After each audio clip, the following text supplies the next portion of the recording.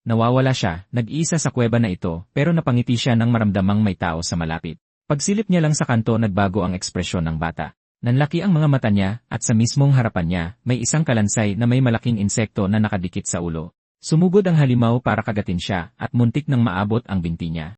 Nagtataka siya kung bakit may panibago na namang halimaw gayong kakalaban niya lang sa isa. Ito rin ang klase ng halimaw na kumagat sa braso niya kanina, at mukhang isa itong parasito dahil nakadikit ito sa leg ng halimaw. Pero kahit ano pa yan, kapag binubog niya yan, mamamatay rin yan. Kaso hindi dahil nabasag ang baseball bat niya. Lumingon ang halimaw at dumiretso ng kagat sa balikat niya. Sinuway ito ng bida gamit ang natira sa bat at itinulak palayo, pero sumugod uli ang halimaw, sinunggaban ang mukha niya, inihampas siya sa lupa, at ngayon ay ninunguya na ang maliit na braso ng bata. Kumapa siya sa gilid, nakakuha ng bato, at inumpisahang ihampas ito sa ulo ng halimaw hanggang sa umatras ito.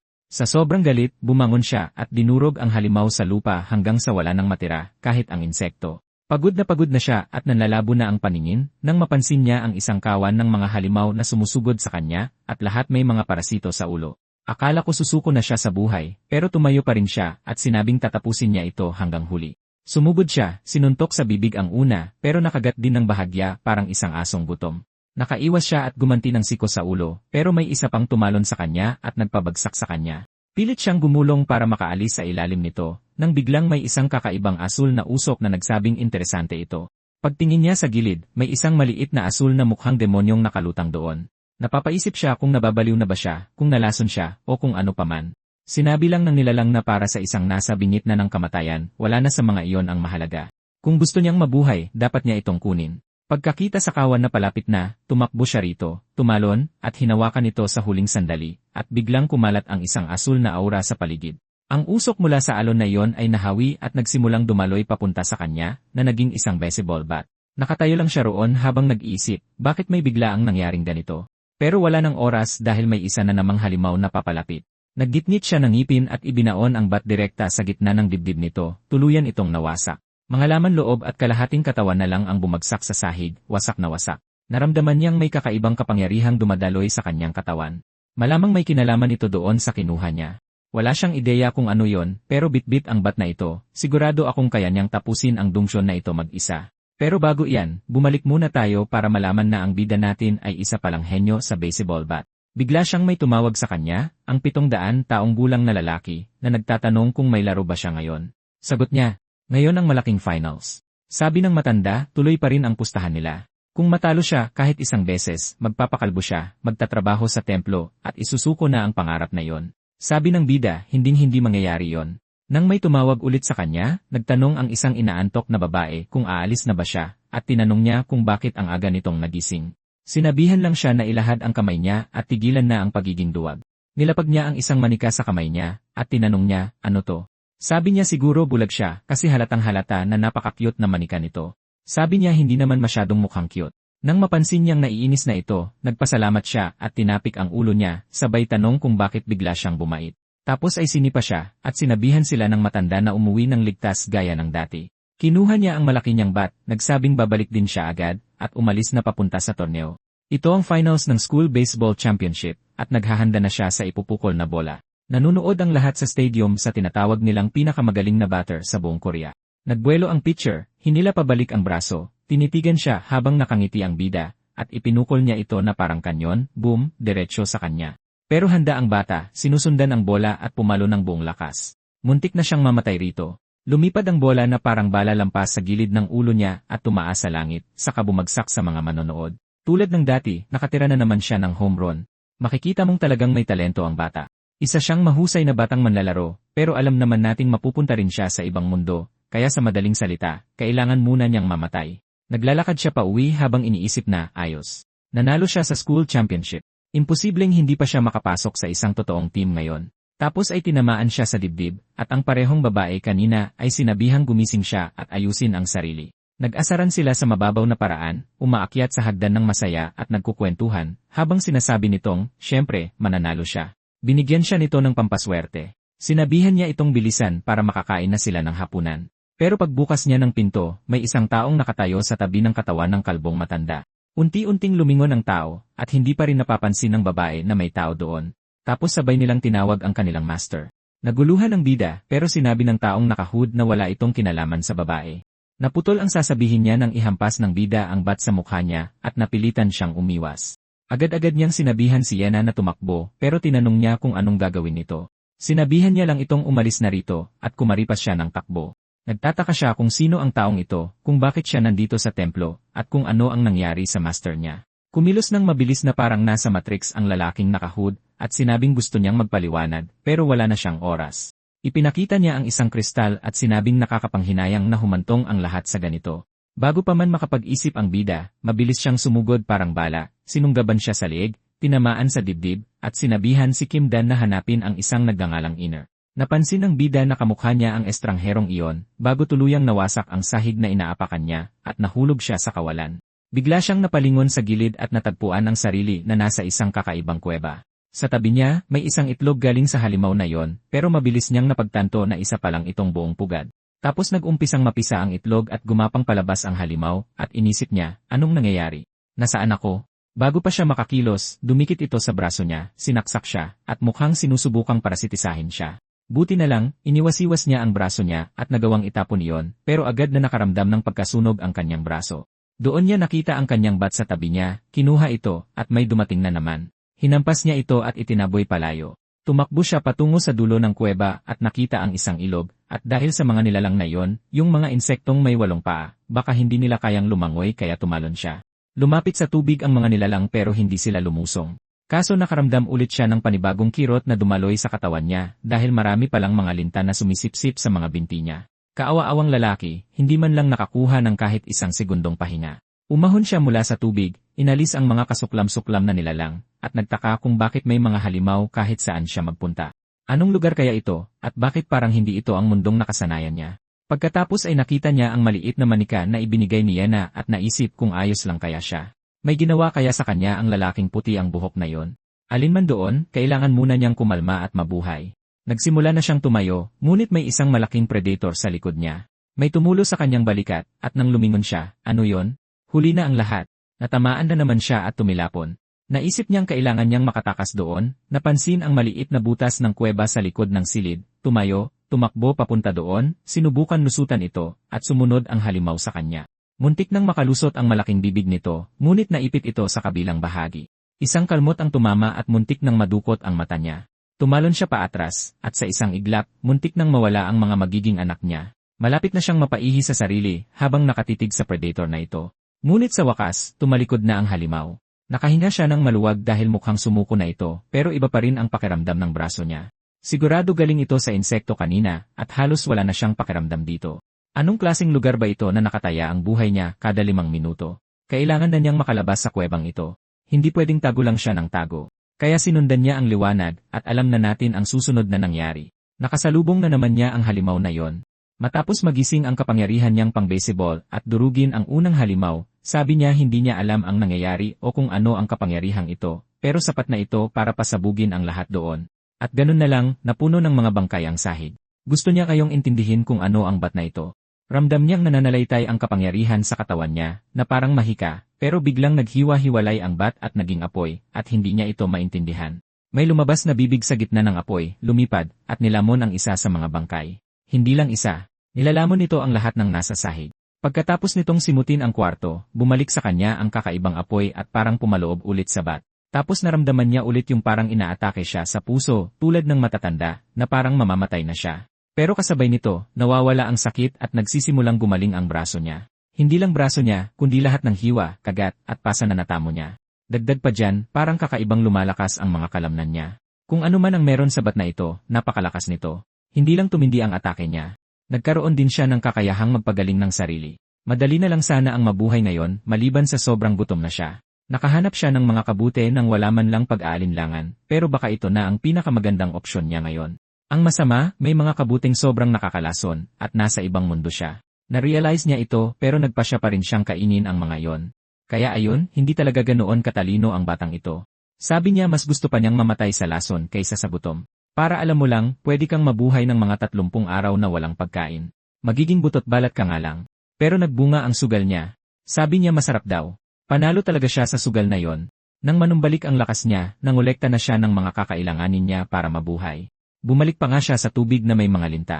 Kahit nakakadiri at least pwedeng inumin. Kinuha rin niya mismo ang mga linta. Dahil baka nga naman pwede niya itong makain, hindi niya alam kung dahil ito sabat, pero walang nangyaring masama. Hindi pa rin niya alam kung anong kuweba ito, pero posible namang mabuhay. Gayunpaman, mas dumadami ang mga halimaw na sumusulpot, gaya nitong Morlock na bigla siyang inatake ng walang pag-aalinlangan, pero sinalubong niya ito ng palo sa ulo. Napansin ng bida na laging may mga linta ang bawat halimaw na umaatake sa kanya, at ang nakakatuwa, sa tuwing nakakapatay siya, nilalamon ulit ng bat ang mga ito. Pagkapangyari nito, lumalakas ang katawan niya, mas tumitindi siya. Ganyan siya nagsimulang masanay sa lugar na ito. Ang tanging halimaw na laging iniiwasan niya ay yung pinakamalakas sa lahat. Iyon, wala pa siyang lakas ng loob para harapin yon. Ang maganda lang, madalang itong magpakita, na para bang nagbabantay sa pugad.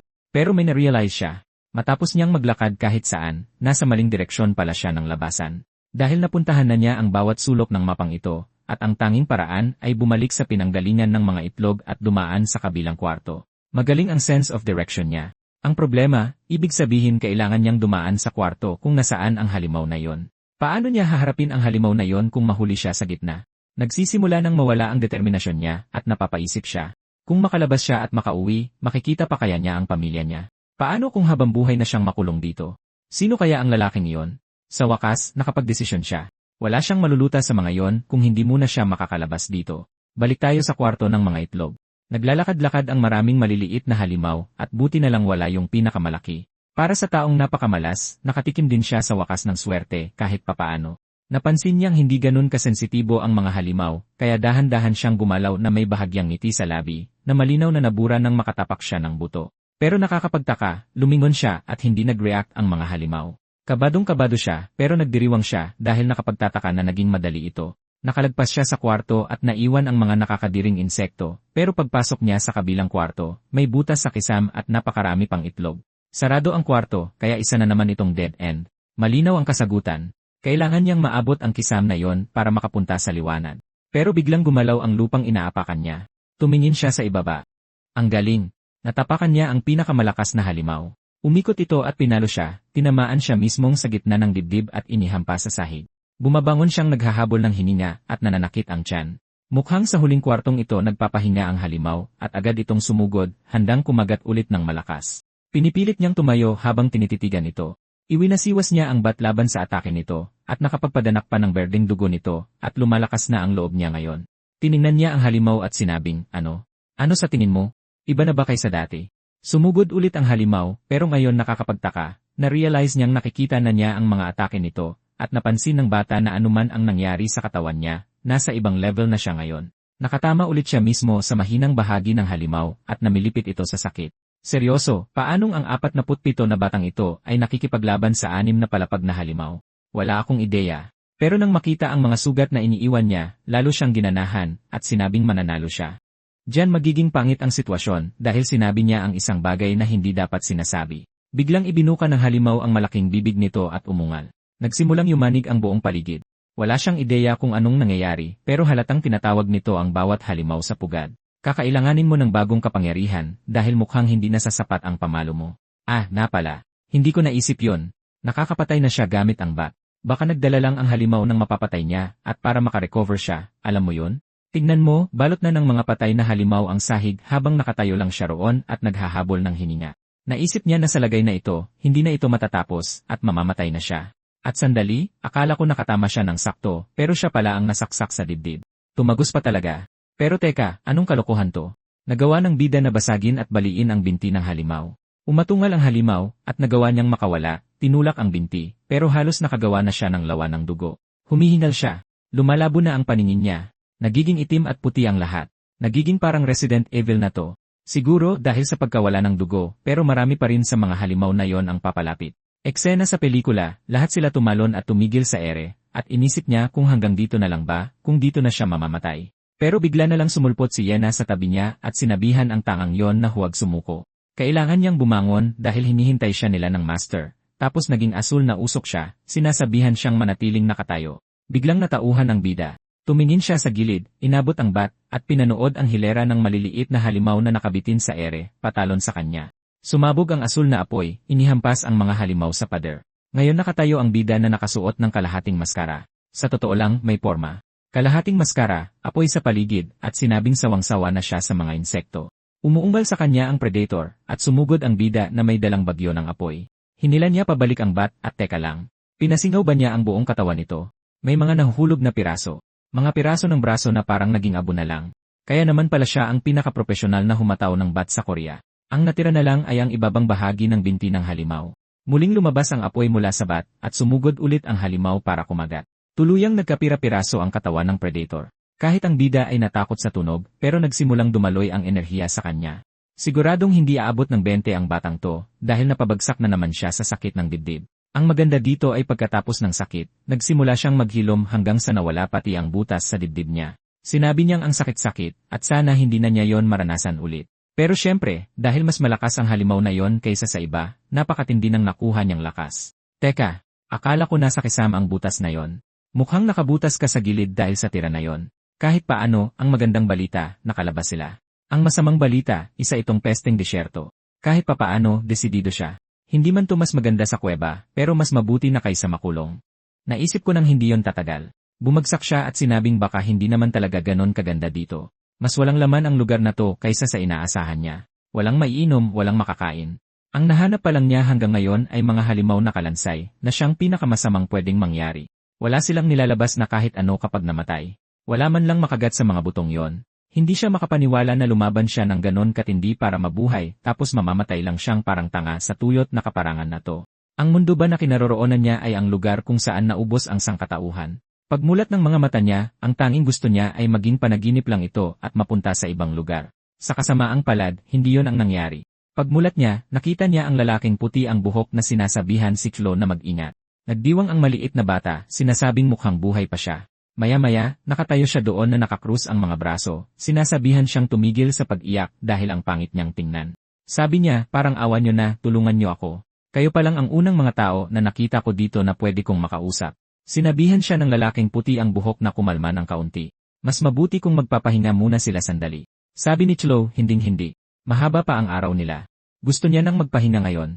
Sabi niya hindi sila pwedeng maglakad na lang na ganon ang kalagayan niya. At saka, mukhang masaya naman siyang makahanap ng ibang tao, kaya mas maganda kung hindi siya mamamatay. Sumimangot siya, tumalikod, at sinabing naintindihan niya. Kaya nagsimula siyang magluto ng sabaw. Natulala ang bida. Matagal-tagal na rin simula nang makakain siya ng totoong pagkain. Nagtanong ang babae kung ilang araw na siyang walang kain, at sabi niya, "Siyempre, 5 araw na siyang walang nakakagat na kahit ano." Sabi ni Chlo, halos iyon na ang hangganan para manatiling buhay. Nakatitig lang ang lalaking puti ang buhok, at ang bida ay hindi yung tipo na naglilihim. Kaya nasabi niya na, "Tingin ko buhay pa ako dahil sa kapangyarihang nakuha ko sa paghigop ng mga halimaw." Ganun lang, sinabi niya agad. Sabi ng lalaki na ngayon lang siya nakarinig ng ganong mahika. At dahil sinabi niya ang salitang mahika na parang normal lang, nagtanong ang bida kung may mahika ba sa mundong to. Sabi ng babaeng blonde, syempre naman, meron. Saan ba siya galing at hindi niya alam ang tungkol sa mahika? Sabi niya mahabang kwento, at inabot sa kanya ng lalaki ang sabaw.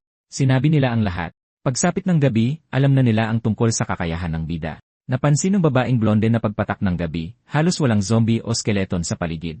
Sabi ng bida dahil inubos na niya silang lahat gamit to. Hindi niya maintindihan. Habang iniisip ng lalaking puti ang buhok na kahit ilang beses mo pang patayin ang mga undead, bumabalik pa rin sila. Pero may sinabi ang bata tungkol sa paghigop kaya baka may kinalaman yon. Nagpasalamat siya dahil sa bata, talagang magkakaroon sila ng maayos na tulog. Sa madaling salita, dahil wala siyang mapuntahan, sumama siya sa kanila hanggang makabalik siya sa sariling mundo. Tinanong ng bata si Ares kung anong ginagawa niya habang nagtititigan sila. Ang bida ay parang kumikinang sa pagka-sentimental, at sinabing malaking utang na loob niya yon. Halatang hindi yon nagustuhan ng babae. Kinabukasan, kumukuha sila ng mga cactus sa disyerto, at sinabi ng bida na ang daming alam ni Chlo. Sabi niya, kung tatawid ka sa ganitong disyerto, dapat lang alam mo yan. Gumawa siya ng kakaibang reaksyon sa mukha. Sinipa siya nito, at sinabi niyang pinaalala nito ang nakakainis niyang nakababatang kapatid. Patuloy lang sila sa pag-uusap, at sinabi ng bida na marami siyang natutunan kay Ares tungkol sa pamumuhay ng mga halimaw at kung paano lumaban, at nalaman din niyang nandito silang dalawa para patayin ang isang boss. Sigurado ang bida na sinuwerte siya. Mukhang hindi sila mga ordinaryong tao sa mundong to, dahil halatang magagaling sila. Gabi na. Nasa tent ang bida, at dumaan si Ares para sa isang gabing pagbisita. Ano ba naman yan, asaan ba ang mga babae sa kwentong to? Dahil lang profesional humataw ng bat ang bata, kailangan lalaki na lang lahat, hindi ko to gusto. Pinag-uusapan nila kung ano ang tingin niya sa mundong ito, at sinabi ng bida na medyo nakakabagot ito. Siyempre, ang susunod na eksena ay tumatakbo siya palayo sa isang higanteng dragon. Pareho silang tumatakbo ng mabilis. Sinabihan niya si Chloe na mauna na. Palapit na ng palapit ang halimaw. Hinila niya patalikod ang bat, hinampas sa ulo nito, at ngayon ay nahihilo na ito. Pero idiniin nito ang paa niya, at shit, iniwasiwas nito ang kuko at pinalipad ang bida natin. Tinawag ni Chloe si Dan, at saka siya tumingala, at grabe, ngayon lang ako nakakita ng dragon na tatalon para kumagat ng ganoon. Pero biglang may dumaan na parang bala at hiniwa ang halimaw sa gitna. Si Ares, na mukhang naiinip pero astig, ay nagtanong, ayos lang ba kayong dalawa? Bumangon ang bida, bugbog sarado, at sinabing, ayos lang ako. Wala to. Tapos lumabas ang espiritu mula sa bat at sinimulang kainin ang halimaw. Ito ang unang beses na nakita ni na Ares at Chloe na may nilamon ng ganoon at nakitang maghilom ang bida. Nagtanong siya kung iyon ba ang absorption na sinasabi niya at sumagot siya. Ganyan na talaga yon gumana. Mas lalong namangha si Ares na nawala pareho ang bangkay at ang mana. Pagkatapos ay tiningnan niya si Dan at sinabing may ipapagawa siya rito. Paglipat sa eksena noong gabing iyon, sinabi ni Chloe na nakakabaliw ito. Anong ibig mong sabihin gusto niyang palabanin si Dan sa lich? Parang pinapupunta mo na rin siya sa sarili niyang kamatayan. Dapat sundin na lang niya ang plano at patayin yon mag-isa dahil yon naman ang ipinunta nila rito. Sinabi niya sa kanya na hindi niya pipilitin ang bata kung ayaw ito. Galit pa rin siya na sinasabing walang ideya ang bata kung gaano kalakas ang isang lich. Masyado itong delikado. Pero mula sa malayo, sinabi ng bida na susubukan niya. Ang kailangan lang niya ay malaman ang plano. Sa susunod na eksena, ipinaliwanag ni Ares na bago sila sumabak sa labanang iyon, kailangan nilang malaman kung paano talaga gumagana ang kapangyarihan ni Dan, kung ano ang mga limitasyon nito, gaano kabilis siyang maghilom, hanggang saan ang kaya niyang i-absorb, at iba pa. Naisip ng bida na kailangan na talaga niya yon, dahil kung lalaban siya, dapat alam niya kung ano ang kaya at hindi niya kayang gawin. Pero sa susunod na eksena, nakatayo lang siya roon habang nakatitig sa bat sa lapag at nag-iisip kung anong ginagawa nila roon. Ipinaliwanag ni Chloe na susukatin nila ang mana, at napasabi siyang, teka, may mana rin ako.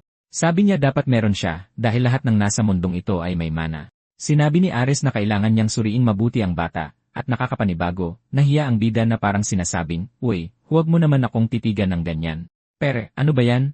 Siyempre, hindi naman ganoon yon. Nilagay lang ni Ares ang kamay niya sa balikat nito, pumunta sa likuran niya, at pumasok sa loob. Literal na pumasok siya sa loob ng bata, promise. Nasa loob siya na nakikita ang mana heart na nakatitig sa anino ng apoy. Binawi niya ang kamay niya at mukhang nagulat. Nagtanong ang bida, tapos ka na? Sabi ni Ari sa kasamaang palad. Pero wala siyang nalaman, at naisip niyang mahirap sabihing may normal na mana ang batang ito. Para bang may ibang nilalang na naninirahan sa katawan niya. Halatang napakadelikado ng kapangyarihang iyon. Susunod na kabanata. Naglalakad si Mr. Kalansay, lumingon sa gilid, at bam, tinamaan ng bato sa bibig at bumagsak. Medyo matagal-tagal na rin simula nang mapunta ang bida sa lupaing ito. Hindi niya eksaktong alam, pero nasa 3 buwan na ito. Nawala na siya sa bilang kung gaano karaming halimaw na ang naabsorb niya. Ang katawan niya ay malayo na sa matatawag mong tao. Isang bagay ang sigurado, napansin niyang ang bawat parte ng mundong ito ay puno ng mga halimaw. Pero buti na lang at may mga kasama siya. Kinalaunan, kumakain sila, nagtatawanan, at nagpapakasaya habang nanonood si Ares. Mukhang sinasanay ng bida ang pagkontrol niya sa mana, pero sa kasamaang palad, hindi ito nagiging maayos. Inaasahan na yun ni Ares, at parang hindi naman pang mahika ang bata. Sinabihan niya itong huwag sumuko dahil malinaw na may enerhiya pa rin sa loob niya, kaya matututunan din niyang kontrolin iyon balang araw. Sinabi niyang inaabangan niya ang paglaban nila sa lich. Hanggang sa sinabi ni Ares na hindi niya direktang lalabanan ang lich. Mukha man siyang malakas, pero malayo pa siya sa level na kailangan para rito. Ang kailangan lang niyang gawin ay i-absorb ang bangkay sa huli. Wow! Ang saya naman nun. Bali siya ang magfa-farm, at yung isa ang makakakuha ng experience. Buhay nga naman. Tumayo si Aris at sinabing mangyayari iyon sa loob ng ilang araw, at nagsimulang lumipas ang oras. Lakad sa araw, patay ng halimaw sa gabi, kain sa gabi, lakad sa araw, tulog sa gabi, lakad sa araw, tulog sa gabi. Kawawang Chloe, pagod na siya. Sabi ni Aris, malapit na sila. Pero seryoso, ang lupit mo rin eh. Bakit mo ba papatay nitong lich? Tignan mo kung saan siya nagtatago. Hayaan niyo na lang siyang matulog doon mag-isa. Dumaan sila sa isang lugar na parang Grand Canyon at sa wakas ay narating ang libingan ng lich. Akala ko pa naman magiging isang dungeon ito na puno ng mga halimaw. Pero nang pumasok sila, wala masyadong laman ito. Sa loob, sinabi ni Ares na mag-ingat, kahit ano ay maaaring mangyari riyan. Sabi ng bida, nakakatawa naman ito. Nagsasalita siya na parang may lalabas na multo sa likod nila, tapos lumingon siya, at iyon nga mismo ang nandoon. Sabi ng maliit na multo, paano mo ko nahanap bata? Nagulat siya kaya hinampas niya ito sa bibig gamit ang bat, at namatay ito. Umalis silang tatlo, naguguluhan kung bakit umubra rin ang bat niya sa isang espiritu. Habang nasa daan, nagtanong ang bida kung ano ba ang isang lich. Ipinaliwanag ni Ares na sila ang mga namumuno sa mundo ng mga patay. Ang lich ang bumubuhay muli at inuutusan nito ang lahat ng mga kalansay sa lugar na iyon. Sa teorya, kapag bumalik ang isang lich ng nasa buong lakas, bubuo ito ng hukbo ng mga undead para sirain ang mundo, at iyon ang dahilan kung bakit kailangan itong patayin bago pa makabawi ng lakas. Ngayon naiintindihan ko na kung bakit kailangan pa nating pumunta sa dulo ng mundo para lang huntahin ito. Ang problema sa lich, sa tuwing papatayin mo ito, makalipas ang 100 taon ay babalik ulit ito. Doon siya nakaisip ng ideya matapos makita ang kapangyarihan ni Dan. At kapag inabsorb niya ang lich, ibig sabihin ba noon ay hindi na ito babalik kailanman? Nag-alangan sandali ang bida at sinabing, sa bagay, maganda ngang pakinggan ang ideyang iyan. Nauna siya, dahil gusto niyang malaman kung mangyayari ba talaga ang lahat ayon sa plano. Hindi niya pwedeng i-absorb ang lahat ng halimaw, at higit pa rito, hindi niya rin alam kung paano niya ito dapat kontrolin. Pero sa mismong sandaling iyon, ang tanga ay nauna mag-isa, di ba? Para lang makatapak sa isang bitag ng mag-isa, sinigawan siya ni Ares na mag-ingat, pero huli na ang lahat. May lumabas na bilog ng pentagram na parang galing impyerno sa ilalim niya, at biglang naglaho ang bata. Dahil sa lahat ng iyon, kailangang harapin ng bida ang lich ng mag-isa. Pero mabilis na kumilos si Ares. Nawala ang bata, at mabilis na siyang tumatakbo, hinablot si Chloe at nagmadaling sumulong, sinasabing kailangan nilang makaalis agad doon. Sinasabi niya sa sarili niya na hindi niya pwedeng kalimutan na sa ganitong lugar, laging may mga hindi inaasahang mangyayari. Wasak na wasak ang bida sa sahig sa sikat na Yamcha pose na yon, tapos bumangon para intindihin kung ano yung ilaw na yon. Nasaan siya? Ano ba tong lugar na to? Doon niya napansin. Kaharap niya mismo ang isang napakalaking tarangkahan na parang dambuhalang tatlo na pintuang bungo. Halata naman na ito ang kwarto ng lich. Sigurado siya doon. Ang maganda, bupa ang mga braso at binti niya at buhay siya. Ang kailangan na lang niyang gawin ay kumalma at maghintay kay Ares, na ngayon ay sobrang bilis na winawasak ang mga kalansay. Sinasabi ni Ares kay Chloe na ang naapakan ni Dan ay isang lich teleport. Tinanong niya kung saan siya napunta, at sinabi niyang halata naman. Malamang nasa silid siya ng lich. Akala ko malayo ang bida, pero sa totoo lang, gulat na gulat siyang nakatitig sa lich. Grabe ang itsura nito, at pinagpapawisan ng malamig ang bida. Ang maganda, tulog yung halimaw. Ang masama, mukhang malakas to, kaya kapag nagising to, tapos na siya. At nasa loob na siya ng kwarto. Mas mabuting huwag nang gumalaw para hindi siya makatapak ng kung anong spell o patibong, kaso biglang umilaw mag-isa yung pamalo niya. Wala siyang ideya kung bakit, at syempre, nagising ang lich. Lumingon ang deep web na Sung Jinwoo at tumayo ang final boss. Mag-isa siya sa bulwagan, at ang nilalang ay purong aura lang. Samantala, tumatakbo si Ares kasama si Chloe, at nagtatanong siya kung ano yung tunog na yon. Sinabi niya na nagising yung halimaw. Sa gitna ng bulwagan, napatigil ang bida. Yung halimaw na yon naiintindihan na niya ngayon kung bakit sinabi ni Ares na iba ang antas nito. Bumutas ng kawayong nilalang sa mismong harapan niya. Lumulutang ang lich at tinuro siya.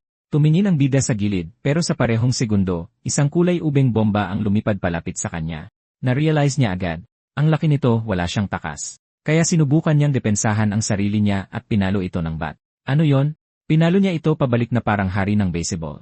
Natigilan ang lich. Sumabog ito mismo sa kanya. Tumingin ang bida, nagsimulang mawala ang usok at walang galos ang nilalang.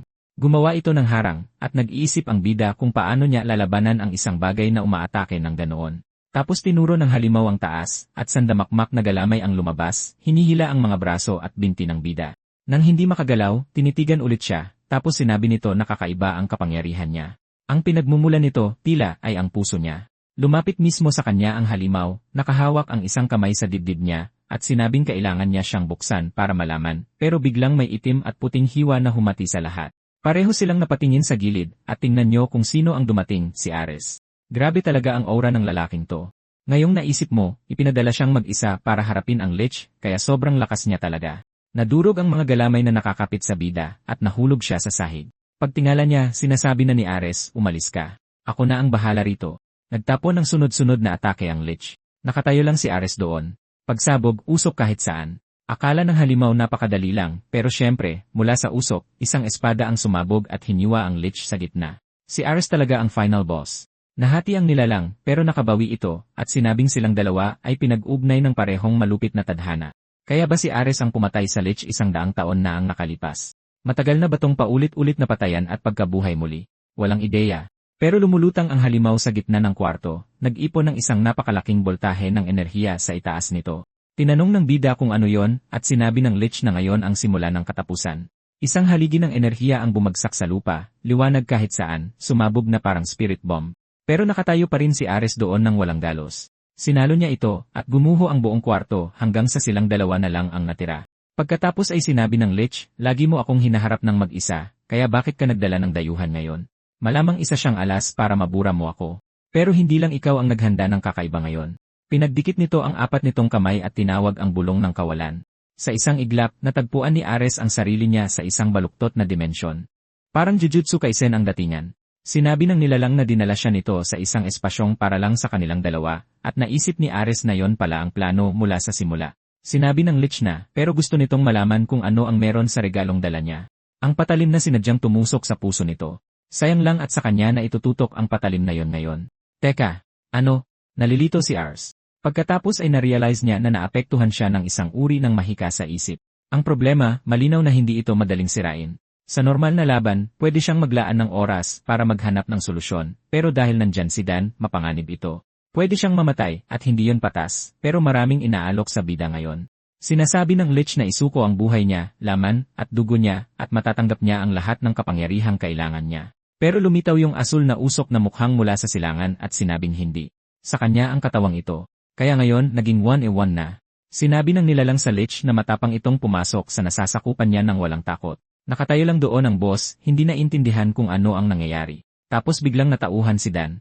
Nabasag ang spell, at nagrereklamo ang Lich, nagtatanong kung ano ba tong dinala ni Ares sa lugar na to.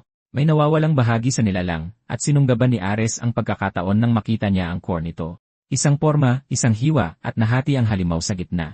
Nagsimulang magkadurog-durog ang Lich, sinasabing imposible yon. Tinawag ni Ares ang bida, tinatanong kung ayos lang siya, pero gusto rin malaman ng bida kung anong nangyari. Umiilaw ang pamalo niya, pero ngayon ay papunta sa kanya ang usok ng Lich. Sa totoo lang, nagsimulang bumuhos ang buong mana ng Lich sa bida. Pero iba na ngayon, dahil hindi ang pamalo ang sumisipsip nito, at naghihirap siya sa sakit ngayon. Punong-puno ng kulay ubeng enerhiya, at nagulat si Ares kung gaano karami ang mana na yon. Sino man ang sumipsip ng lahat ng yon ay sigurado magkakaproblema. Bumagsak ang bida. Tumakbo si Ares papunta sa kanya para magtanong kung anong nangyari hanggang sa may tumawag kay Lord Asclepius. Nag-atubili sandali si Ares, lumingon, at nandun na nga. May nakuha tayong sandalyas. CJ, tara na. Sa susunod na kabanata, mahuhusgahan na natin ang husay ng artist dahil ang susunod na eksena ay ang pagising ng bida habang may nagsasabing hanapin niya muli si Ikener. Nasa isang bakanteng kwarto siya, naguguluhan, at nagtatanong kung nasaan sina Chloe at Ares. Tumingin siya sa gilid. May isang backpack at sulat doon. Nag-iwan ng mensahe si Ares. May bigla ang nangyari. Kailangan kong umalis. Salamat. Talo na ang Lich. Napatanong ang bida, teka. Anong ibig mong sabihin? Iniwan niya lang ako rito sa donjon. Lumipat ang eksena kay Ares na nagtatanong kung bakit siya narito. Diyos ko, artist. Ang dami mong talento. Ito si Miss Aquains, matangkad at nagniningning, na sinasabing pinapatawag ng kamahalan si Lord Asclepius. Kaya yun pala ang isa pang pangalan ni Ares. Nagtanong siya kung bakit, nang ganun-ganun na lang. Sumagot siya na hindi na ito bago, kailan pa naging kailangan ng kamahalan na humingi ng permiso o magbigay ng babala sa kanya.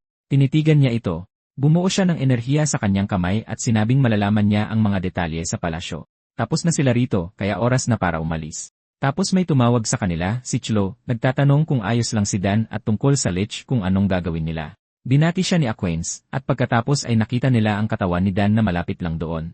Tumakbo si Chlo para tingnan ang nangyari, pero pinakalma siya ni Ares. Hinimatay lang siya dahil sa gulat ng sipsipin niya ang mana. Wala sa panganib ang buhay niya. Laging nakakatuwang makita ang random na shot ni Aquains, habang nag-iisip si Ares na hindi niya naintindihan kung bakit. Marami pa siyang kailangang intindihin sa mga nangyari, at bumabagabag ito sa kanya. Pero wala siyang oras, kaya sinabihan niya si Chlo na kumuha ng mapa, pagkain, at iwan ito sa tabi ni Dan. Habang ginagawa niya yon, pinapanood lang siya ni Aquains, na mangha na parang nasipsip nito ang Lich. Lumabas na ang kontrabidang tingin. Guguluhin niya ang bida. Sinabi niyang napaka-interesante ng kwento. Nagulat siya nang sabihin ni Ares na pwede na silang umalis. Kaya, nagsimula na ang agawan para sa bida natin.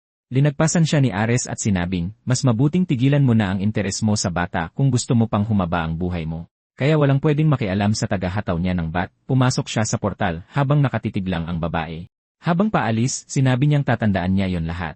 Balik sa bida. Hindi siya makapaniwalang iniwan siya ng mga kaibigan na kasama niya ng 3 buwan sa disyerto. Paano nila nakuha ang lakas ng loob na gawin yon? Pero gayunpaman, nakilala niya sila ng mabuti at alam niyang may dahilan sila. Napansin niyang madaling natalo ni Ares ang Lich, pero sa huli, wala ba siyang kwenta? At nakakapagtaka rin, sa pagkakataong ito, hindi niya pakiramdam na lumakas siya matapos sumipsip ng mana. Gayunpaman, solo na niya ang buong dungeon ngayon, kaya siguradong may mamahaling bagay rito. Nahanap niya ang bungo ng isinumpang heroic item ng isang elf, isang maalamat na stack. Talagang iniwan nila ang lahat ng mga gamit na yon para sa kanya. Pero wala siyang interes dahil para itong mga isinumpang gamit, ang sumisigaw na demonyong espada, ang dagger na babad sa maitim na dugo. Kaya nagdesisyon siyang mas mabuting itago na lang ang mapa at kompas. Takot bang masapian? Sa totoo lang, dapat lang. Kunin lahat at ibenta sa bar. Ang magandang balita, tinuturo ng mapa ang daan papuntang gubat. Ang masamang balita, napakalayo nito. Kinabukasan, pinalo niya ang isang kalansay at namatay ito agad. 3 buwan na simula noong huli niyang makita si Ares.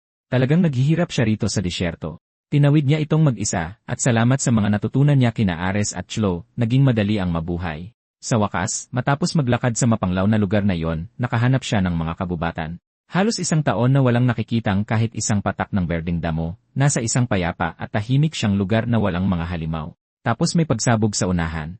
Alam na niyang hindi magkakaroon ng totoong tahimik na lugar sa mundong ito.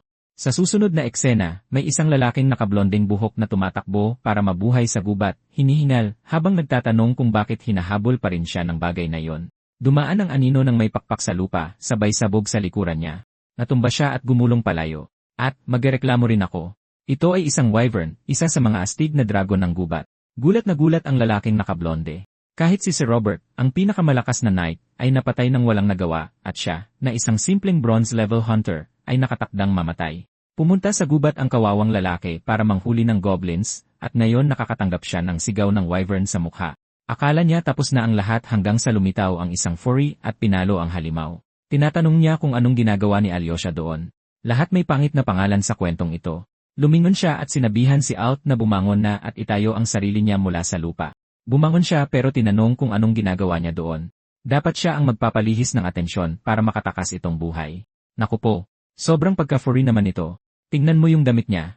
Tunay na lumabas ang kulay ng artist dahil lang pinuri ko ang galing niya kay Acquaintance. Sinabi niyang hindi makukuha ng gunggong na yon ang lahat ng puntos para sa sarili niya.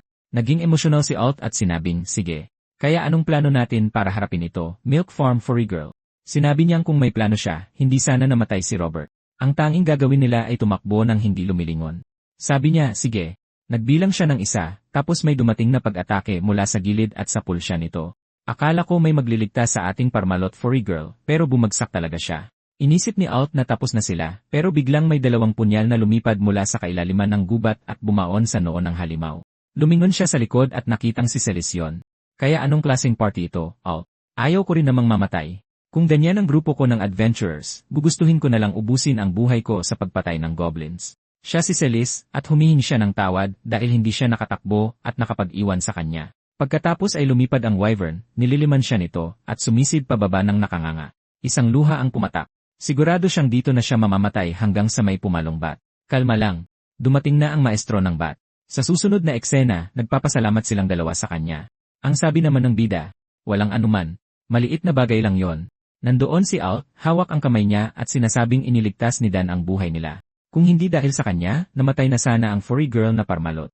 Pero gulat na gulat pa rin siya na napabagsak ng bata ang isang wyvern sa isang atake. Isa ba siyang high rank hunter o ano? Siguro gold rank o kaya platinum. Nakatayo lang doon ang bida habang silang dalawa ay nagtatanong, ano bang rank mo, bata? Sabihin mo sa amin.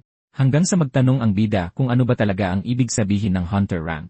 Hindi nila maintindihan at nakatayo lang siya doon na may inosenteng tingin na parang sinasabing, ipaliwanag nyo nga.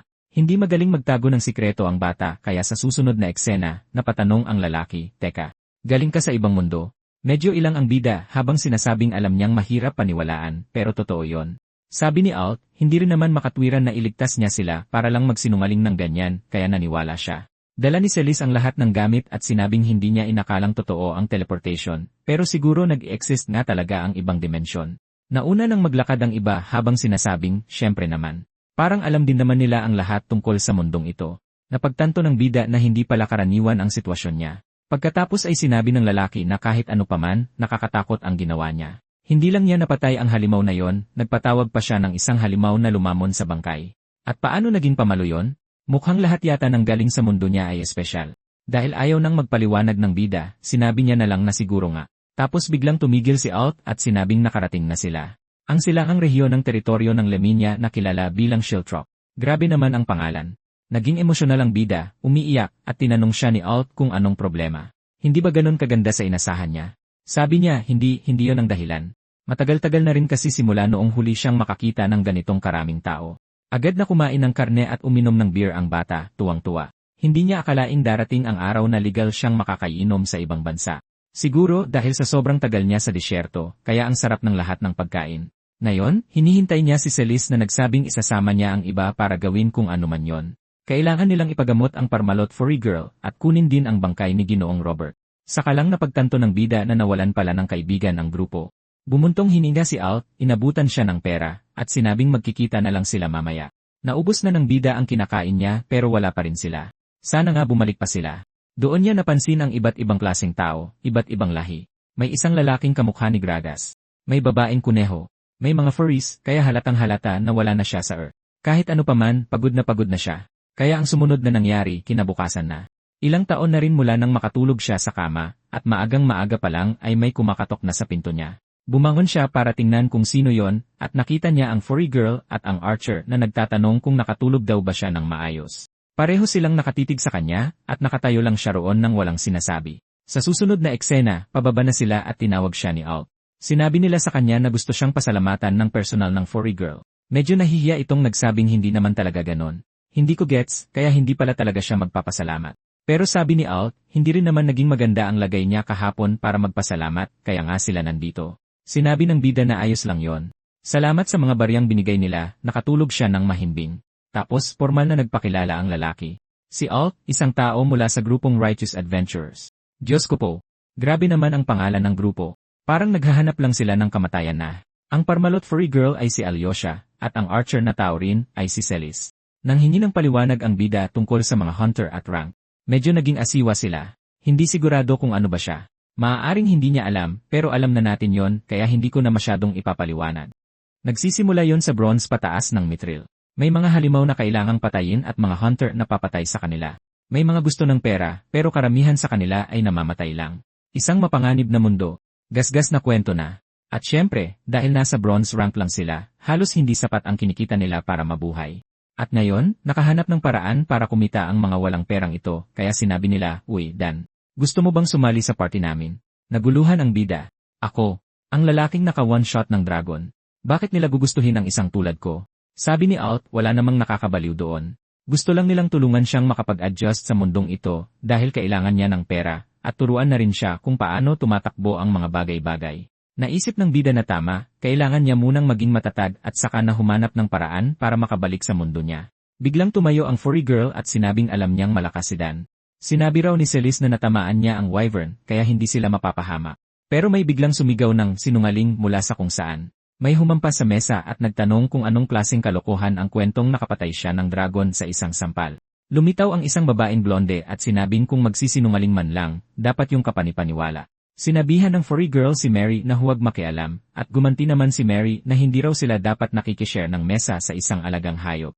Ang mga babae mula sa paksyong oppressive nobles, akmang-akma ang pangalan sa ugali. Galit na galit ang dalawa at handa nang makipag-away. Habang tinitingnan ni Mary ang bida at tinanong kung siya ba ang pumatay sa wyvern, at sumagot siya ng tinanong niya kung may dala siyang ebidensya. Kung ibinenta niya sana ang mga parte nito, kikita siya ng malaki. Siyempre, wala namang natirang parte, at sinubukang magdahilan ni Alt tungkol sa sitwasyon. Pero agad na sinabi ni Mary na ngayon, malinaw na nagsisinungaling lang sila. Imposible namang hindi nila dalhin ang mga item mula sa ganyang halimaw, lalo na't ang laki ng halaga nito. Sinabi ng bida na tama na at sinabihan siyang manahimik. Tinanong niya kung anong mangyayari kapag hindi siya sumunod. Anong gagawin niya? Handa na siyang makipagsuntukan sa kanya na parang bubugbugin niya ang mga walang kwentang tao sa syudad.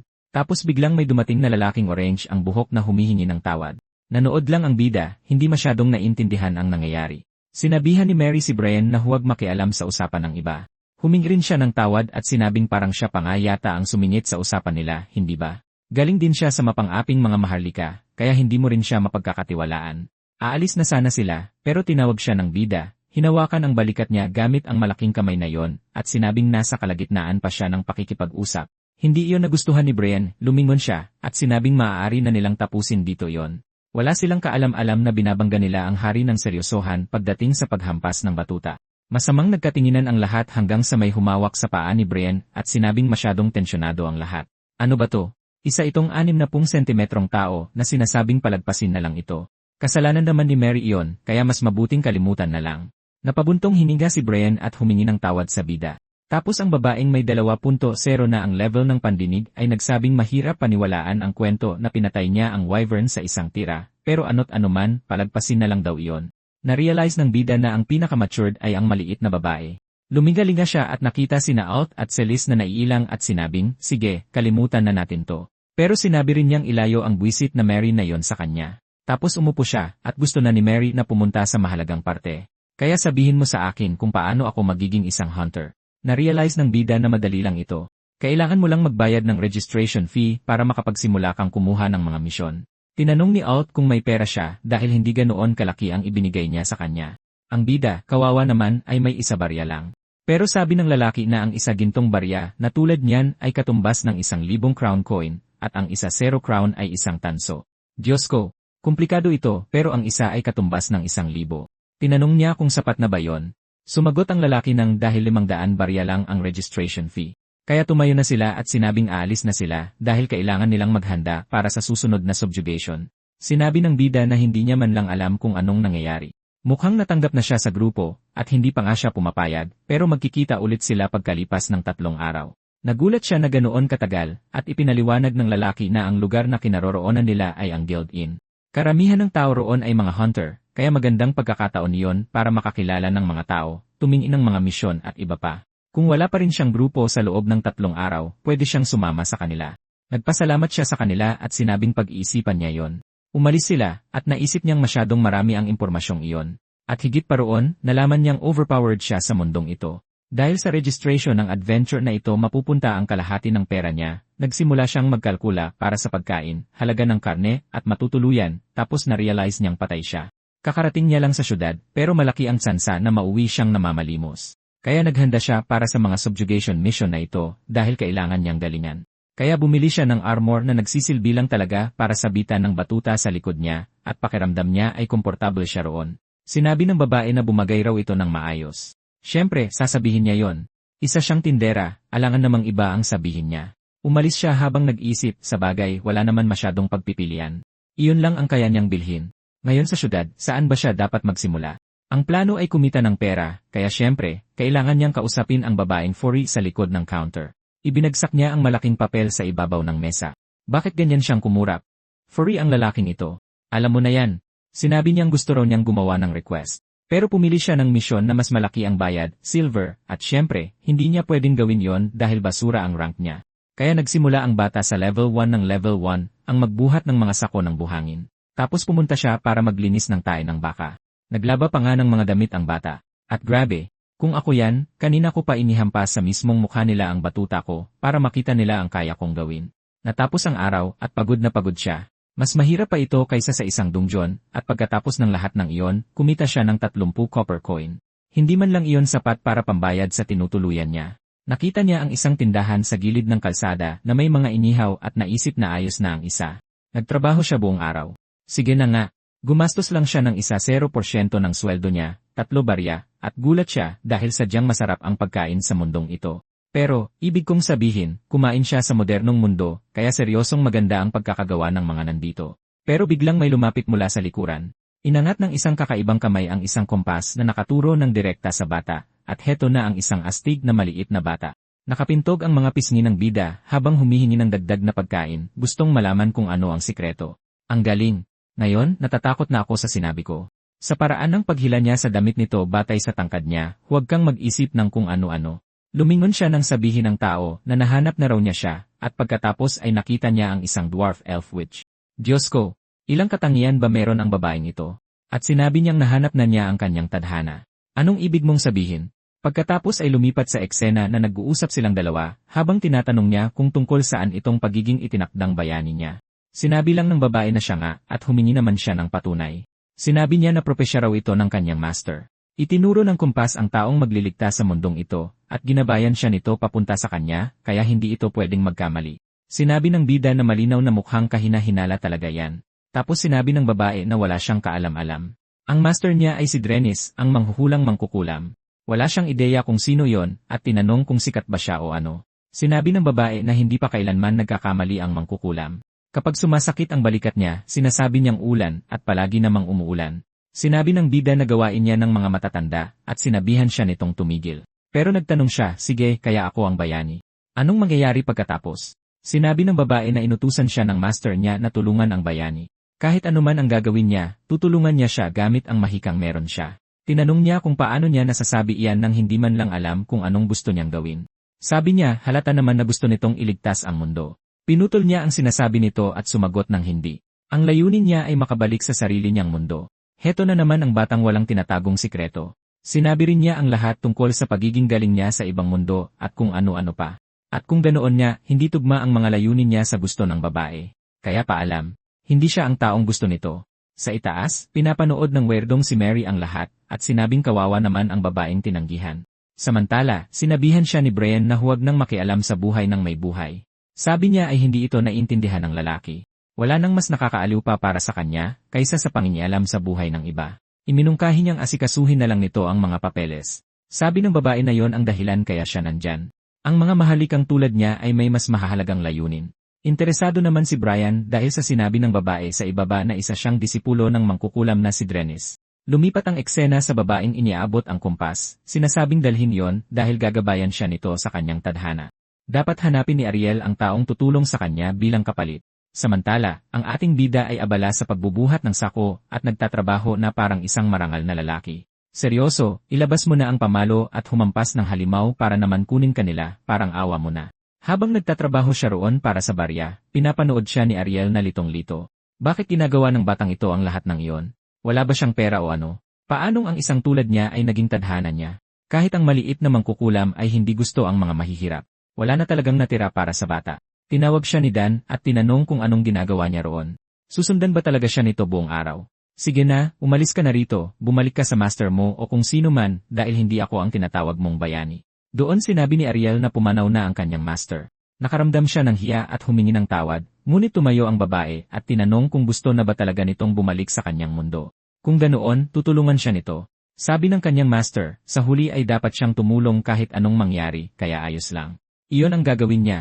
CJ, sa susunod na eksena, bumalik tayo sa guild ng mga adventurer at naghahanda na si Alt. Pumasok si Sulis at sinabing hindi niya mahanap si Dan, kaya baka umalis na ito. Sinabi ni Alt na iniisip niyang nakapagtataka yon, pero ngumiti siya. Biglang sumipot si Mary at sinabing pinag-uusapan ng lahat kung paano napatay ni Dan si Inver sa isang tira, at ngayon ay bigla siyang naglaho ng malaman ng mga tao ang totoo. Tinanong ni Alt kung bakit nakasuot siya ng buong baluti. Sabi niya ay halata naman. Hindi ba nito narinig ang mga balita na may mga halimaw sa paligid? Iyan ang dahilan kaya sila, ang mga mapang-aping maharlika, ay inupahan para suriin ang rehiyon. At ang isang mahalagang bahagi ng misyon ay bantayan ang mga baguhang hunter na baka mamatay dahil masyado silang mahina. Sabi ni Alt, kaya niyang tanggapin ang mga pagpuna, pero hindi niya maaaring punahin ang hari ng paghampas ng pamalo. At pagkatapos ay mukhang nagtaka ang babaeng si Veronica, at gusto nitong malaman kung sino itong Dan na palaging pinag-uusapan ng lahat. Sumigaw si Celius na si Dan ang taong nagligtas sa kanilang lahat doon. Sumagot si Mary na ang kanilang tagapagligtas ay nasa labas at nakikipaglandian.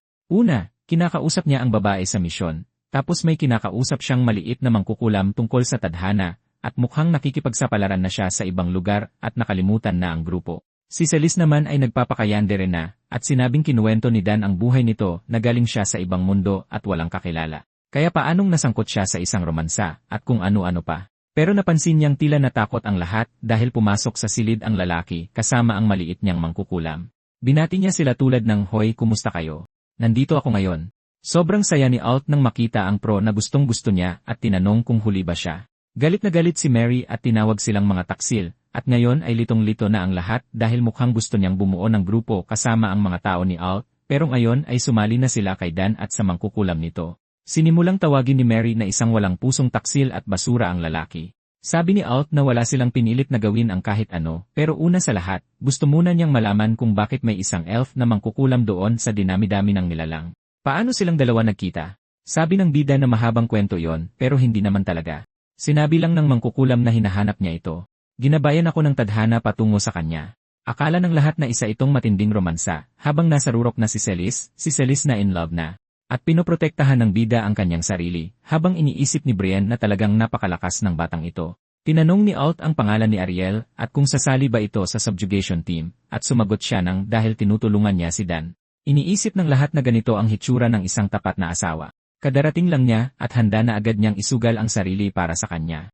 Nagpasalamat sa kanya ang lalaking blonde. Dahil hindi makakatulong ang babaeng furry na milkmaid dahil sugatan siya, maganda na may isa pang dagdag. Humingi ng tawad ang bida dahil hindi niya sila sinabihan.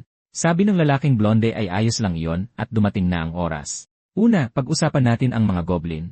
Berde sila, pumapatay sila ng mga nilalang na nakabaluti, at iyan ang dahilan kaya nandito tayo sa gubat para pumatay. Ang problema, hindi nila inasahang sasama ang buong grupo ng mga maharlika.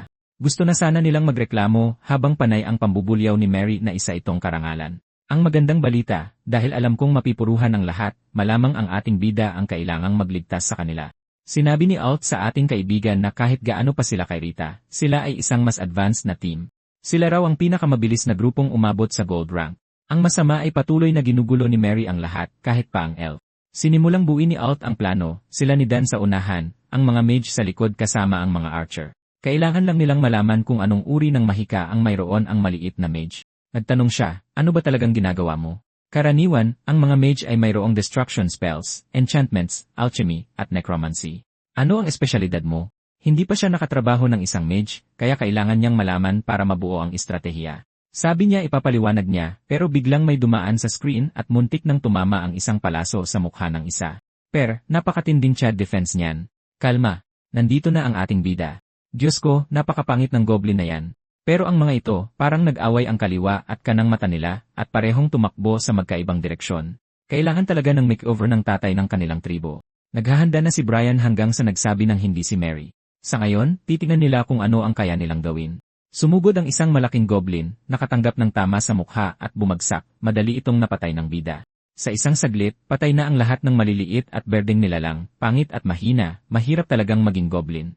Pinuri ni Alt ang trabaho ng lahat, habang inisip ni Sela na nakapagtataka na parang na-ambush sila. Karaniwan, hindi sapat ang tapang ng mga goblin para umatake ng mga adventurer.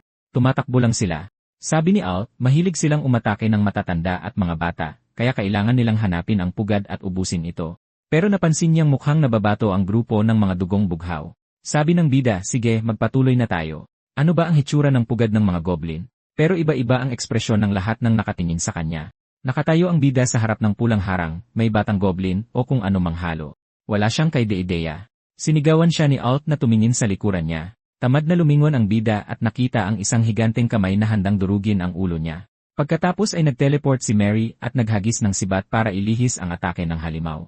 Ngayon, magyayabang na naman siya sa susunod na 3 taon. Tinanong siya ng bida kung anong ginagawa niya, pero tinapik na ng mga noble ang balikat niya. Bata, ipaubaya mo na ito sa amin. Hindi mo ito kakayanin. At tinamaan doon ang pride niya. Isa itong Stone Mountain Troll at mahihirapan silang labanan ito. Sinabihan ni Mary ang lahat na huwag magpakampante. Sabi ng bida sasali rin siya, pero hindi pumayag si Alt. Magiging pabigat lang daw siya. Kahit malakas pa siya, matagal nang magkakasama ang grupong ito sa laban kaya magtitiwala sila sa sarili nila. Mukhang nanghihinayang ang bida habang nanonood lang ang munting mangkukulam.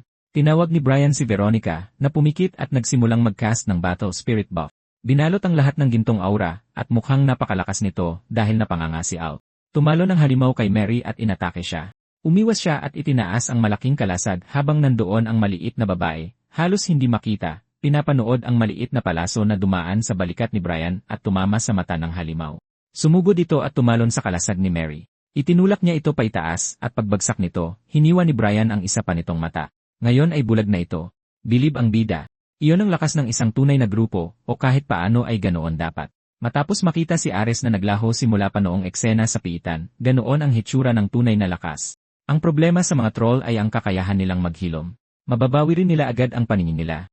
Ipinaliwanag ng tagapagsalaysay na kilala ang grupong ito sa kanilang estratehiya at pormasyon. Pero ang nakamamatay nilang problema ay ang kawalan ng malakas na atake. Gumagamit sila ng mga pana, patalim, at mga karaniwang sibat, kaya wala sa mga atake nila ang talagang sasabog o papatay agad sa halimaw. At nakalimutan ni Mary na walang gumagamit ng ganyang ground lance dahil ginagamit dapat yan habang nakasakay sa kabayo. Mabuti na lang marami silang buff at estratehiya. Nakatanggap siya ng isa pang speed at strength buff at tiwala siya sa sarili. Inihampas niya ang kanyang mga sapatos, sumugod ng napakabilis, at grabe. Halos magmukha na siyang kabayo. Lalaitin ko na sana siya, pero sige na nga. Tinusok niya ang boss halimaw. Gumawa siya ng butas sa lupa, tapos pumorma gamit ang kanyang aura na parang siya na ang pinakamagaling at bigla siyang dumura ng dugo. Ito pala ang isang gold rank na grupo. Isang halimaw lang napatay nyo, at pagod na kayo ng ganyan. Tinanong siya ni Brian kung ayos lang siya, at sabi niya ay naman. Isa siyang dugong bughaw, at kailangang laging maging ehemplo ang isang dugong bughaw. Magsasalita pa sana siya nang bigla siyang tamaan ng palaso sa gitna ng balikat. Tapos na ang pagiging pa-cute. Napaluhod siya, napatingin sa unahan, at nakita ang kabubatan na puno ng marami pang troll at goblin. Litong-lito si Brian. Bakit may hukbo sa harapan nila? Para talagang eksena sa Attack on Titan. Hindi maintindihan ni Alt kung saan galing ang lahat ng ito. Tinawag ni Mary si Veronica, inutusang isama sina Aaron at ang lahat, at umalis na doon. Sinabi niyang siya na ang aabala sa mga kalaban, na sigurado na siya. Mamatay na siya. Tinanong ni Brian kung nasisiraan na ba siya ng bait, pero pinutol niya ito at sinabihang huwag nang magsasalita pa. Gagawin lang niya ang tungkulin niya bilang dugong bughaw, pero may isang puputol sa lahat ng dramang iyon. Nagtanong ang bida kung ano ang nangyayari. Bakit ba nila siya laging pinapahiya? Bakit ba nila inaakalang wala siyang gagawin? Nakatingin lang ang kanyang grupo, nag-iisip kung ano ang binabalak niya. Sinabihan siya ni Mary na huwag nang magmatigas at umalis na. Imposibleng manalo sa laban na ito at napakadumi pa ng armas niya. Ano ba yung nasa likuran niya? Kahit paswertehin siya at makapatay ng isa o dalawa, parang 100 ang nandyan. Pero todo sungjinwoo na ang bata. Kung ikukumpara sa Lich, wala lang ito. Sinabihan niya itong itigil na ang daldal at ang mga kwento dahil wala ng oras. Nang sandaling iyon, isang troll ang lumitaw sa likod, isang dambuhalang kamay ang handang dumaklot sa kanila, pero humarang ang bida at humampas, pinutol ang braso nito hanggang sa maglaho. Napaisip ang mga noble ng, ano ba tong nangyayari? Habang nagdurusa sa di kalayuan ang malaking troll. Tinanong ng bida sa veterano kung ano ang plano. Pagtingin niya, nakita niyang pursigido ang lahat na lumaban. Sabi ni Alt at ng iba pa na gagawin nila ang lahat ng kanilang makakaya. Hindi naman yon gaanong kalaki. Hindi ko pa rin maintindihan kung bakit tayo nakikinig kay Mary. Pwede namang sumugod na lang ang bida, o baka hindi rin. Baka hindi pa siya ganoon kalakas. Inutusan niya ang backline na huwag hayaang makalapit ang mga goblin, at sinabing sila na ni Dan ang bahala sa harapan. Pero umabante si Ariel at sinabing siya na ang bahala rito. Iba siya. Umiti siya ng bahagya. Pakiramdam ko magiging meme na naman ito. Imposibleng gagawin niya nga ito, dahil sabi niya tinatanong ninyo kung ano ang espesyalidad ko. Sabi niya wala siyang ganoon, dahil walang salamangkang hindi niya kayang gamitin. Nagsimula siyang lumipad, inactivate ang mana boost, focus boost, at elemental boost. Nagliyab ang kanyang tungkod. Nagcast siya ng isang bagay na parang dragon flame manifestation. Grabe, binalot niya ng naglalagablab na haligi ng apoy ang buong kagubatan. Isa itong krimen sa kalikasan. Tumawag kayo ng ahensya para sa kalikasan. Pinuksan niya lang ang lahat ng mga halaman at hayop. Nakita na lang ng bida ang babaeng matutulis ang tainga ng umiti at nagsabing tapos na ito. Tuluyang nadurog ang ego ng kawawang si Mary at bumagsak siya sa lupa na parang basura. Sa susunod na kabanata, malalaman nating isa itong nakamamatay na lason, isang toxin na walang lunas sa lugar na ito. May nagsabing ginawa na nila ang lahat, pero mahirap siguraduhing mabubuhay pa siya. May doktor sa loob ng kwarto kasama ni Bran. Sabi ng bida, sana maging maayos na ang lagay niya. Dahil isa siyang maharlika, akala niya may mansyon siya, mga importanteng tao na nag-aalaga sa kanya. Bakit siya nandito sa lugar na to? Narinig na lang mula kay 2.0 na hindi na siya isang maharlika. Nalito ang bida. Anong ibig mong sabihin hindi na? Tinatawag siyang senyorita ng lahat at walang tigil sa pagsunod sa kanya. Sumagot si Eren. Pinanganak siyang maharlika at mga tagapaglingkod niya ang lahat ng narito, pero noon pa yon. Flashback. Makikita na si Brian ay isang nawawalang munting tagapaglingkod lang sa buhay. May mga gwardyang nag-escort ng isang karwahe at nag-uusap ng walang kwenta, nang biglang tinamaan ng palaso sa leeg ang isa sa kanila. Tumayo ang isang asul na bandila, lumabas ang mga kabalyero, at sa susunod na eksena, patay na ang lahat sa lapag. Tinawag ng isa ang Panginoon at nagtanong kung anong gagawin nila sa mga nakakulong. Sinabihan ng lalaki sa kabayo ang ama niya na mga kriminal sila at dapat bitayin. Pagkatapos ay lumapit ang isa kay Brian at inutusang sabihin kung anong mga krimen ang nagawa niya. Sinabi ng lalaki sa kanan na mga mumunting bandido lang sila. Naghahanap lang sila ng mga bangkay sa labanan. Pinugutan agad ng ulo ang lalaki doon mismo. Nanginginig yung isa sa tabi niya habang nakatayo lang doon si Brian na walang emosyon. Sinabi ng lalaking blonde na masyadong bata pa ang bata para magmukhang kandilang walang apoy. Wala ba talaga siyang koneksyon sa buhay na yon?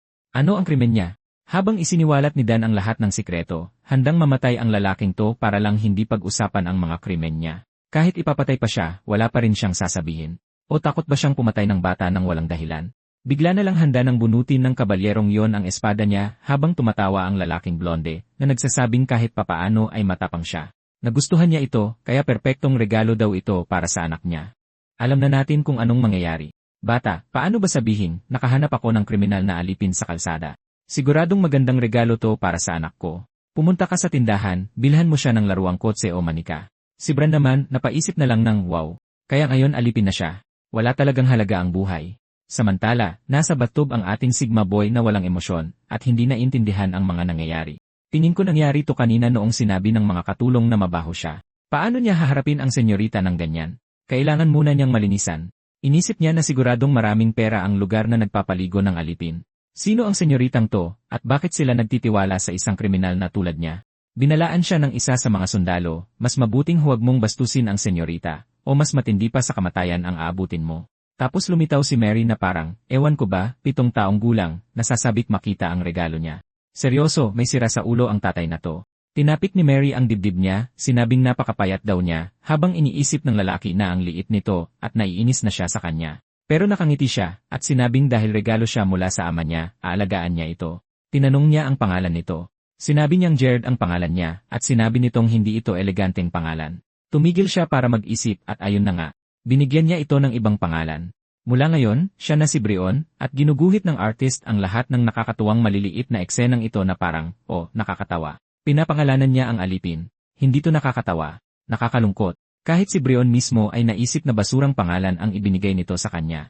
Nagsimula ang susunod na kabanata na nagsasabing ang mga tao raw ay nilalang na madaling makibagay, at ngayon sa halip na pumatay ng tao sa kalsada, inuubos niya ang buong araw sa paggawa ng gawaing bahay na hindi pa niya nagagawa kailanman. At sa halip na lumaban para lang makakain ng panis na pagkain, gumigising siya sa umaga na may sabaw at bagong tinapay.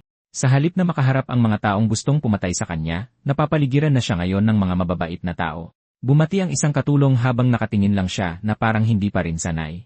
Tinanong nito kung nasasanay na siya, kung ano ang tingin niya, pero sinabi lang niyang wala siyang maireklamo. Tiningnan niya ito at hinawakan sa mukha, sinabing mukhang mas maayos na nga talaga siya. Kitang-kita raw ito sa noo niya, hindi ko alam kung anong ibig niyang sabihin, pero namula siya ng husto. Tinanong niya kung anong biglang ginagawa nito, at saka siya napaisip na may isang problema lang sa bagong buhay na to. May sumigaw ng pangalan niya, at pagtingin niya, si Mary ito na nagsasabing gusto niya ng matatamis. Sabi ni Brian, halatang siya ang problema, dahil buong araw siyang tinatawag nito. Sinabihan niya itong utusan ang mga katulong at bakit lagi siyang tinatawag. Pero sabi ni Mary, sinabihan daw siya ng nanay niya na bawal siyang magkaroon ng katulong at hindi raw sila nakikinig sa kanya. Sumagot lang siya ng sige at dinalhan siya ng pasta. Masaya siyang kumakain habang sinasabing alam niyang siya na ang pinakamagaling. Siya lang ang nakakapuslit at nakakakuha ng lahat ng gusto niyang pagkain. Isa ba siyang maalamat na bandido bago siya napunta rito? Hindi siya sumagot at sinabi niya sa ating mga manonood na ganito niya tinigil ang pagiging Jared. Lumipas ang ilang panahon. Nagdidilig siya ng mga bulaklak. Tinawag siya ni Mary na mas malaki na ngayon at sinabing pabalik na ang ama niya mula sa kampanya. Sinabi niyang inaabangan niya ito at dumating ang pinuno ng pamilyang Chatillon na si Leslie, kasama ang asawa nitong si Catherine Chatillon. Sinabi ng matanda na masarap makabalik sa bahay. Tinawag ni Mary ang kanyang ama, nagulat ito, tumakbo at niyakap siya. Sinabi nitong ang laki na ng inilaki niya at muntik na siyang hindi makilala. Bumati si Brian sa pamamagitan ng pagtango at may nagtanong kung masaya lang siya kapag nakikita ang ama niya. Nang tumingin siya sa gilid, nandoon ang dalawang magkapatid na lalaki na mukhang matino naman at hindi ko maintindihan. Masyadong maayos ang pamilyang to. Paano siya matatanggal dito? Ang magkapatid ay sina Leon at Reynold. Tinatapik ng lahat ang kanyang ulo at kinukumusta siya. Dumaan ang isa sa kanila kay Brion at nagpasalamat sa pag-aalaga nito sa kapatid niya. Medyo nailang siya, pero pagkatapos ay tinatawag na ni Leslie ang lahat para kumain. Nakahanda na ang mesa, may mga karne, ngitian, tawanan, kalmado at masaya ang lahat. Niligpit nila ang mga plato. Tinawag siya ni Leslie at sinabing gusto niyang makipag-usap, pero sa gabi sa banyo na niya sinabing 5 taon na simula nang dumating si Brion. Kumusta ang pamumuhay niya rito? Sumagot si Brion na wala na siyang mahihiling pa, at lahat ng ito ay salamat sa Panginoon. Binigyan niya ng buhay ang taong patay na at binigyan ng rason para patuloy na tumayo. Saka siya tiningnan ng Panginoon at sinabing, dahil binigyan niya siya ng buhay, handa ba niyang ialay ito para sa kanya? Napaatras si Brion na parang iniisip na, naku, yari na ako. May isang kabayong dumating sa harap ng kastilyo kasama ang isang hukbo. Dumating na ang tropa para tapusin ka. Wala ka na masyadong magagawa